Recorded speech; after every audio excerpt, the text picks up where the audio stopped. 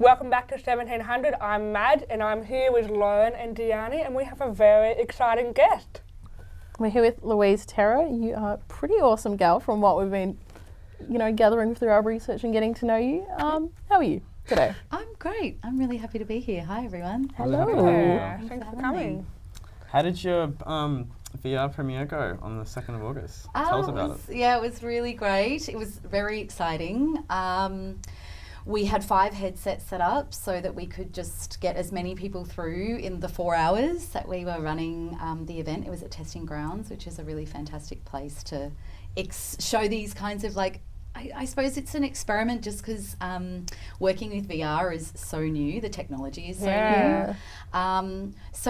It was really, I had such a lovely time. I just got to enjoy watching other people experiencing the clip. Yeah. It's so funny watching people in VR headsets. We have them sitting on swivel chairs, so it's people kind of doing these kinds of dances like that, but they can't see. They sort of have. It's interesting. People move in a different way because a lot of people there I knew, and I was watching people move in these ways. I was like, wow, that's really they're doing something really weird in there. Cool. Yeah. This was for your new single, Nature's Calling. That's correct, yes. Nature Calling, which was released on that same day as well. And so this was a big opportunity to share this publicly, finally. Yeah. So yeah, really, really amazing to see people experiencing the VR clip and sort of taking off the headsets and these, adjusting back to the world and just being like, whoa, really excited by the VR experience as well. It's So. awesome. It's such a unique way to show your music as well. It would have been so awesome to see. Yeah. I think that's, I obviously am a musician. I love music, but I've come at music from lots of different angles. I studied theatre, I got really into video art and making animation, and I make collages and zines, and I like to write stuff. And so, I kind of almost had to really be firm with myself at some point and be like, Louise, which one are you going to do? Are you going to make up your mind about Are something? you going to make up your mind? And I made a decision that it was music that was the thing, the big thing. Beautiful. But I think that's something that I struggle with sometimes as a musician and in the music scene, just how things are sort of just packaged up or even gigs, the format of things. Yeah. I'm excited by crossing over, and my community's a lot bigger than just a music community, and I feel inspired to bring different ideas together with music and releases to sort of it's an exciting opportunity to play with that. Is that kind of why you chose to do the video in VR? Because it was something that wasn't the straight norm that everyone else does, and it kind of incorporated other passions and interests you had. Definitely. Yeah. I think that most musicians would agree that having a video clip is kind of an imperative thing these days. Obviously, it's not an absolute essential, especially for young musicians out there. I would say, just get your music out. Don't worry about it.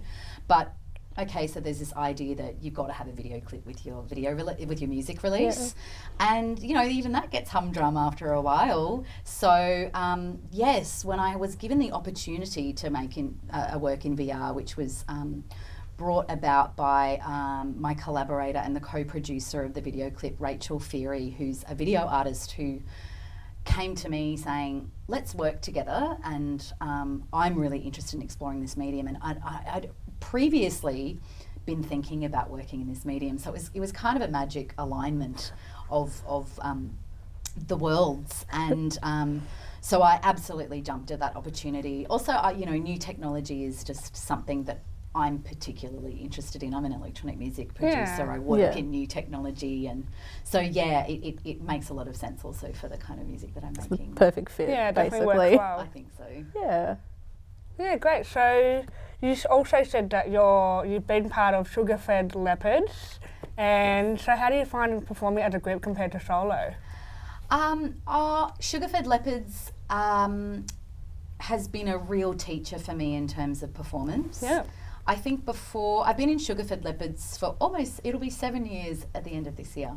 Wow. Yeah, what an innings. And I think before performing in Sugarfed Leopards, I found performing music sometimes could be really great, sometimes really agonising, and I couldn't quite work out a flow.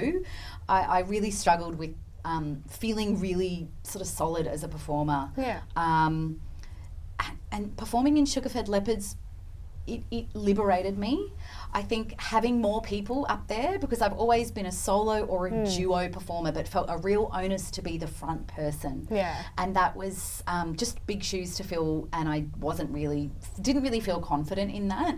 And then getting to perform with like a 3-part vocal section, all singing, all dancing, all ridiculously costumed. Yeah. It just sort of took the lid off it for me and sort of broke the mould or changed the rules or adjusted the goalposts enough for me to really experience the true essence of what it means to perform. Yeah, awesome. Which well, is we'd less... like to learn some more about that, but we have to go to a quick break, Okay. so we'll Really find out some more about quickly. that after this. Great.